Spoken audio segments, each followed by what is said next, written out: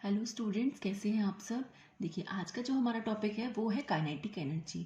ये हमारा class 9th का टॉपिक है कि काइनेटिक एनर्जी क्या होती है और उसका एक्सप्रेशन क्या होता है। तो आज हम इसका एक्सप्रेशन फाइंड आउट करेंगे कि इसका एक्सप्रेशन हमारा क्या निकल के आता है। देखिए, सबसे पहले तो हमें बात करनी है कि जो काइनेटिक एनर्जी होती है हमारी, वो होती क्या है। देखिए, काइनेटिक एनर्जी वो होती है जब हमारी ऑब्जेक्ट किस में होती है, मोशन में होती है। तो उस टाइम पे उसके पास जो एनर्जी होती है तो उसे हम उसकी काइनेटिक एनर्जी बोलेंगे। देखिए, ये क्या लिखा हुआ है, energy possesses by an object due to its motion called kinetic energy. तो काइनेटिक एनर्जी मेरी होती है जब हमारी ऑब्जेक्ट किस में होती है, मोशन में होती है, तो उसे हम उसकी काइनेटिक एनर्जी बोलेंगे उस टाइम पे। फॉर एग्जाम्पल देखिए, यहाँ पे क्या है, कोई एक ऑब्जेक्ट है जो क्या कर रही है, मूव कर रही है, किससे, यू वेलोसिटी से मूव कर रही है, और एम क्या है, उसका मास है ऑब्जेक्ट का। उसके बाद क्या हुआ, देखिए मैंने इस ऑब्जेक्ट पे एक फोर्स लगाया, दैट इज एफ। जैसे ही मैंने इस ऑब्जेक्ट पे एक फोर्स लगाया एफ, तो ये ऑब्जेक्ट क्या हो गई, अपनी पोजीशन से डिस्प्लेस होके कहाँ पहुंच गई, कहीं यहाँ पे पहुंच गई, और उसने किसने डिस्प्लेसमेंट कवर करी, दैट इज एस। सो अब फोर्स लगने के बाद जो उसकी वेलोसिटी हो गई है वो कितनी हो गई है, मेरे पास v हो गई है। तो यही सब मैंने यहाँ पे आगे लिखा हुआ है। देखिए, यहाँ पे मास जो m है वो क्या है, मास ऑफ ऑब्जेक्ट है। यूनिफॉर्म वेलोसिटी कितनी है उसकी u। एफ क्या है, मेरा कांस्टेंट फोर्स जो हम अप्लाई कर रहे हैं। डिस्प्लेसमेंट कितना लिया है मैंने, एस लिया है। उसकी वेलोसिटी चेंज हो गई है, कितनी, यू से कितनी हो गई है, वी हो गई है।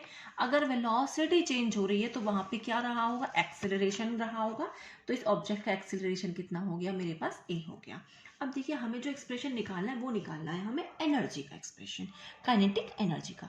तो उसके लिए मैंने यहाँ पे क्या यूज किया है, इक्वेशन ऑफ मोशन यूज करी, that is v square minus you square is equal to 2as।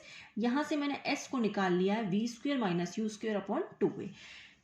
अब देखिए, यहाँ से मैं क्या कैलकुलेट कर रही हूँ, वर्क कैलकुलेट कर रही हूँ, बट मुझे निकालनी क्या है, एनर्जी निकालनी है। बहुत सारे लोग ना इसमें कंफ्यूज रहते हैं कि पूछा तो एनर्जी है बट हम निकाल वर्क रहे हैं। इसका क्या रीजन है, देखिए सुनिए। जितना ज्यादा ऑब्जेक्ट ने वर्क किया होगा, इसका मतलब क्या होगा, उसकी उतनी ही ज्यादा क्या रही होगी, एनर्जी रही होगी, तभी तो उसने इतना वर्क किया है। इसलिए हम क्या कैलकुलेट करेंगे, इसका वर्क कैलकुलेट करेंगे, दैट इज डब्ल्यू। एक बार दोबारा देखिए, जितना ज्यादा ऑब्जेक्ट ने क्या किया होगा, वर्क किया होगा, उतनी ही ज्यादा उसके पास क्या रही होगी, एनर्जी रही होगी। इसका मतलब क्या, हमने यहाँ पे वर्क कैलकुलेट किया, दैट इज वर्क क्या होता है मेरे पास, फोर्स इंटू डिस्प्लेसमेंट। फोर्स कितना होता है किसी भी ऑब्जेक्ट का, according to Newton second law, F is equal to that is m a into में एस। एस की वैल्यू कहाँ से कैलकुलेट करिए, जो मैंने प्रीवियस अभी मैंने थोड़ी देर पहले बताई कि ये मेरी एस की वैल्यू है, ठीक है। अब देखिए, तो एस की वैल्यू क्या आई है मेरे पास, V square minus you square upon में 2a। अब a से a कैंसिल आउट हो गया, तो मेरे पास जो w बचा, दैट इज वर्क, वो कितना बचा है मेरे, half M we square minus you square. अब अगर मैं यहीं पे आपको बताऊं कि अगर मेरी जो ऑब्जेक्ट है वो रेस्ट से शुरू हुई है, तो वहां पे मेरी u की वैल्यू कितनी हो जाएगी, 0 हो जाएगी। तो w कितना हो गया मेरे पास, simple half M we square. और काइनेटिक एनर्जी कितनी हो गई मेरे पास, हाफ एम वी स्क्वेयर। अब यहाँ पे हमने देखो W कैलकुलेट किया है, उसके बाद सिर्फ यही जो वर्क है वो मेरा क्या बन गया, काइनेटिक एनर्जी बन गया, क्योंकि उसने उतना ही वर्क किया होगा जितनी उसके पास कितनी रही होगी, काइनेटिक एनर्जी रही होगी। सो ये है हमारा काइनेटिक एनर्जी निकालने का एक्सप्रेशन। तो इसमें कौन सी टर्म इंक्लूड होती है, दैट इज वी स्क्वेयर और एम।